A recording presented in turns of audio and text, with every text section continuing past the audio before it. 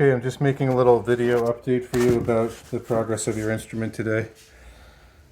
So this is an Eterna, which is a entry-level Yamaha piano. Yamaha makes excellent instruments, very high tension, all wooden action parts, or 90% wooden action parts, and good weatherization. So you guys did great getting this instrument. The piano also contains a damp chaser, which is this humidity control system. And those are really great. And we're going to talk more about that in a second. But we've got that up and running today. So the soundboard of every piano is a crown. On a grand piano, it's an arch. On an upright, it's like a belly pushing out. And it's designed to be at a specific curve so that it rings like a speaker.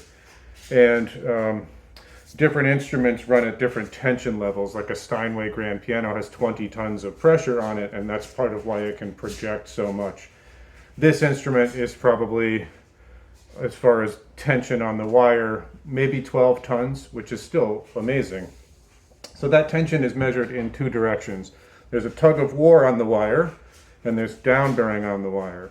So even if I could hold the wire under the right amount of force and pluck it, we wouldn't hear anything because the wire doesn't move enough air. So that tension transferred by down bearing through the bridges is what makes the whole soundboard move when we hear the piano. When you hear the piano, you don't hear the wire, you hear the soundboard. The wire's just holding the tension. So when we got to this instrument today and it was very out of tune, which means that the down bearing exertion of those wires on that crown of a soundboard was insufficient. So the soundboard was sitting physically higher, not sonically, physically higher or physically further out than we wanted. And as I was tuning, I was increasing down bearing on one area and then increasing on the next. It's going to take about 3 weeks for this soundboard to settle back to its crown, and then it will be stable for a second tuning. There's no reason not to play. You can feel free to play, but you'll hear it. I mean, it's going to be like a giant change from what you're used to that kind of goes downhill over the next 3 weeks. And it will be this area. The D5 octave, going in and coming out of the D5 octave, will be the area that most likely takes the biggest amount of change. The wires on the piano are cross-strung, so you've got these nice long high-tension bass wires that end toward the opposite corner, and then your mid-range wires coming down with an opposite diagonal ending in this corner. And so these high-tension wires are both exerted and giving reinforcement to each other in the same part of the crown of the soundboard, and then suddenly you go up to the high end and the wires are really short and there's nothing reinforcing it, so the tension tends to travel to the area of least resistance. There's nothing wrong with it. You can feel free to play it. During the same 3 weeks of tension settling, we're going to have the soundboard settling for a different reason, and that's because of the damp chaser unit. Damp chaser is spelled with 2 P's, damp chaser. You feel free to Google it. They're excellent systems. They're a bit of a monopoly, and we'll get to that in a second. So the soundboard is very thin. It's only 1/4 inch thick at its thickest. And it tapers to be narrower around the edges, and that's so that it can move like a speaker.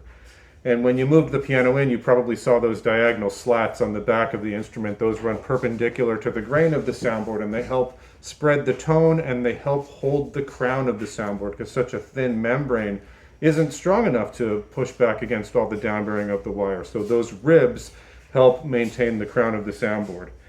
And the soundboard is not veneered. It is open and breathes with the air, and so in the winter it's forced to off-gas, and that makes the crown of the soundboard deflate a little. And then in the summer, it drinks up whatever moisture is in the air and it swells. And the concert of those two events, however much it drank up in the summer, is what it's forced to give back in the winter. The concert of those two events are what makes your piano go badly out of tune, and it's also what makes your piano age badly. So if you had a wood stove 10 feet away, that dry air all winter long could crack your soundboard. So the damp chaser unit keeps the piano at 41% humidity year-round. In the summer, it will be removing moisture. In the winter, it will be adding moisture. There are no moving parts. It does not spray anything anywhere. It basically does this because the wood still shares moisture with the air. So it will all be enclosed behind the front door, which is the piece of wood in front of your knees when you're playing. The damp chaser is going to add a little bit to your maintenance costs because its method of distributing moisture in the winter, basically there's a reservoir, and into that reservoir hangs some pads, and those pads are hanging on a beam that gets a little warm. And when the brain of the unit determines that the instrument's too dry, it turns on that warming bar, which creates warm, moist air off the top of those pads. Distilled water is better than if you have hard water at home, because any minerals that are in the water will be left collected on top of the pads as the water is evaporated. There is a treatment that you should put into the water in order to keep anything from growing in it. I did not bring any today, but I will bring some in a couple weeks when I come back. You put a capful in every time you water it. When I was talking about Damp Chaser being a bit of a monopoly, they are the only company that makes a humidity control device, or an active one. There are passive ones, but the method of adding water to your instrument, there is a watering hose.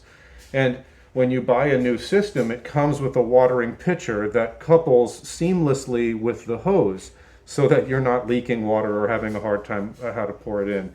Today, we just filled it through the front door using a vase, and it's going to give us plenty of time. I'm going to send you a link on Amazon so that you can get a pitcher that will couple with this hose without needing me to go through Damp Chaser or a piano manufacturer, so that and it will still be expensive. Even you buying it directly on Amazon, it'll probably be like $25. So there are other ways of jerry rigging. You could put a funnel in the end of the hose and water it that way. It will be every 10 days in the winter that it will be thirsty, depending how dry the air is. But it is going to freeze time for your piano. It is going to keep longevity, and it's going to pay for itself, because you'll be able to stretch out your time between tunings rather than tuning twice a year. Maybe you go to once a year, which is kind of treading water, but with a Damp Chaser, you might be able to go to every 18 months or further, trusting your ear. So other things that we did today, the major components of the instrument are in great shape. The soundboard's in great shape. The bridges are all in great shape. All the pins are nice and tight. The pin block's in good shape. The action has some minor stuff to do. I did a bunch of them today.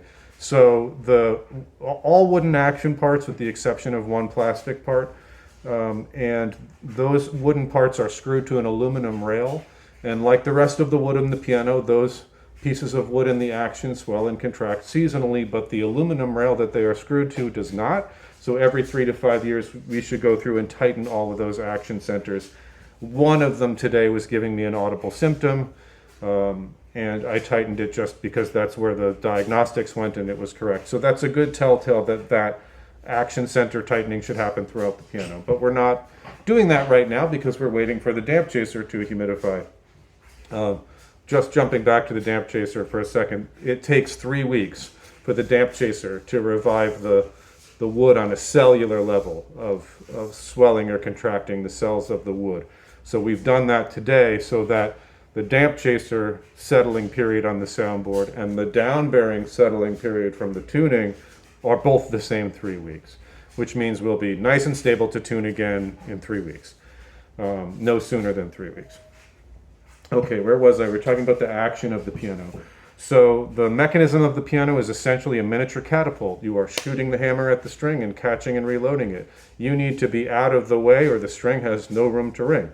And in some cases of your piano, and I don't know that I got all of them, I got the ones that really stuck out to me. The piano is bobbling, so the hammer is striking the string, rebounding off another component. So I've taken care of the ones that were obvious to me. I have to really knock it into tune so that 100 soft strikes doesn't destabilize it. This particular symptom of bobbling tends to be more prevalent on a soft strike, especially with the sustain pedal engaged. So you may notice some that I didn't. Did a bunch of key easing, which is, the actual lever of the key is wood, and so it swells and contracts seasonally. And so there were some that they were just really bound up from the wood. We did a modest cleaning of the bottom board of the instrument to get the kind of cobwebs and stuff out of there, and realign parts of the Damp Chaser because it was all higgledy-piggledy. We probably want to clean under the keys, which is a little more, more parts come off, and the keys all sit up here on the table, and we vacuum out because there's a lot of dust and cobwebs in the instrument, and having dust underneath the keys actually changes the way all those moving parts interact, because you've changed how far the key can go down. So cleaning would certainly, a little more thorough cleaning would certainly be a good idea. So that's pretty much it for today. We did a lot for the piano, and it sounds great, but it's going to settle. No sooner than 3 weeks we can tune again. I am going to put the front door back on, and then I will order you or send you a link for the picture. And if you have any questions or concerns, feel free to call, email, or text. Have a great day. Talk to you soon.